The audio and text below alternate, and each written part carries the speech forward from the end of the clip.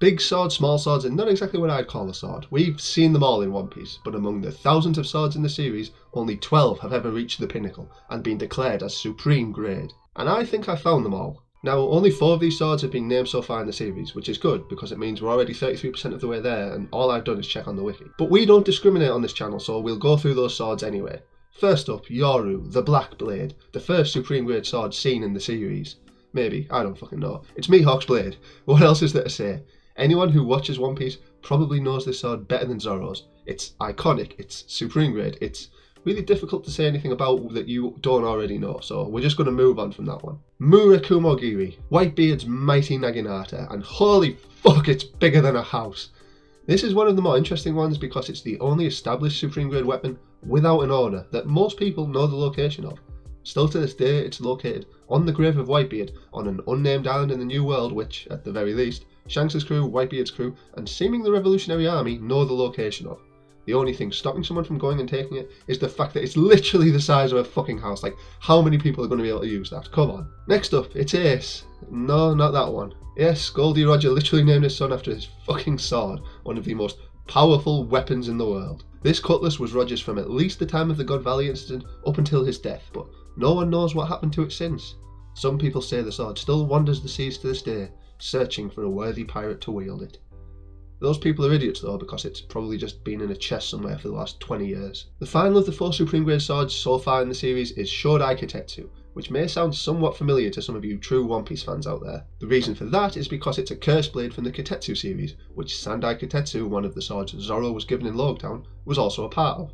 Shodai Kitetsu is the most powerful of the set and, based on the trivia section of the One Piece wiki, could very well be wielded by this member of the Gorosei, based on how similar it is in appearance to the other Kitetsu swords. And that's the 4 we know. From here on out, this video goes from One Piece fact into One Piece theory, which fortunately is something I consider myself an expert on. Now, I don't think all 12 swords will end up getting revealed in the series. At best, I think we might get a Viva card, databook, SBS kind of thing that gives us more information on the remaining ones come the end of the series, but that won't stop me, oh no. My first accusation to the jury, Shanks' Griffin.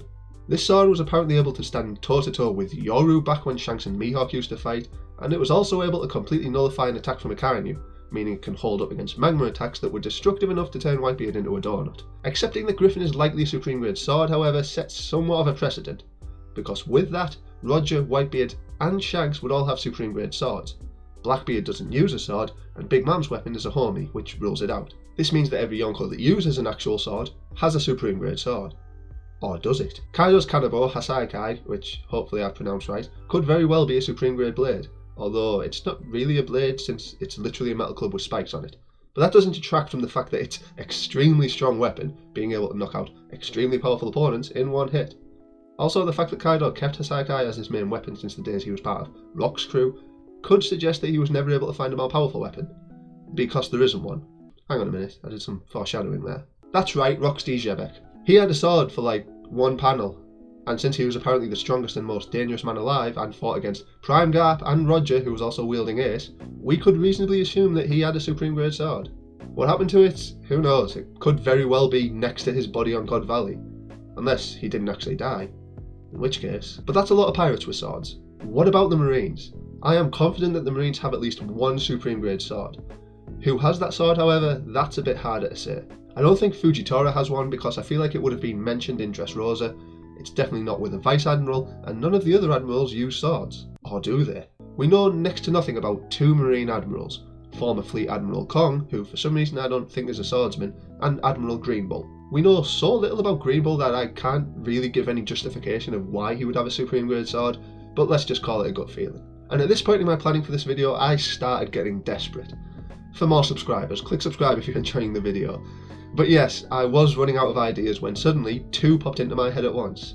The first was another swordsman who was extremely strong, extremely well travelled, and was seen to wield a sword that can stand against an admiral with one of the strongest logias in existence. Really sword.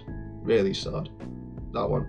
I mean, it could be. It makes sense when you think about it for him to have a supreme grade sword since he was one of the strongest in the world back in the day. You need to remember that however strong Zoro will be at the end of the series when Luffy is Pirate King, that's the position Rayleigh used to have. The second of my ideas was Shimotsuki Kozaburo. Okay, I feel like I might have to explain that one. Shimotsuki Kozaburo was a swordsmith from Wano. You may have heard of him. He created some little swords known as Enma and Wado Ichimonji.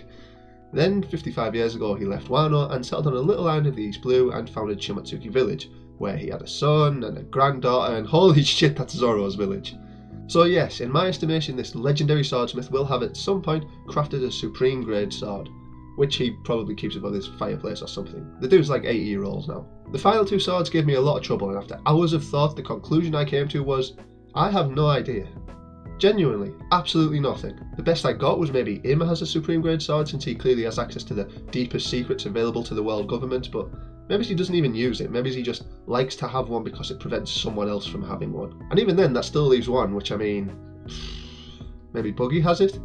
That seems like the kind of thing Oda would pull, that like all this time throughout the entire series, one of Buggy's knives has been this utterly priceless, legendary sword, and he had absolutely no idea about it. I could see it. But yeah, that's all 12. Let me know how many you think I got right, let me know where you think the supreme grade swords are down in the comments, and thanks for watching.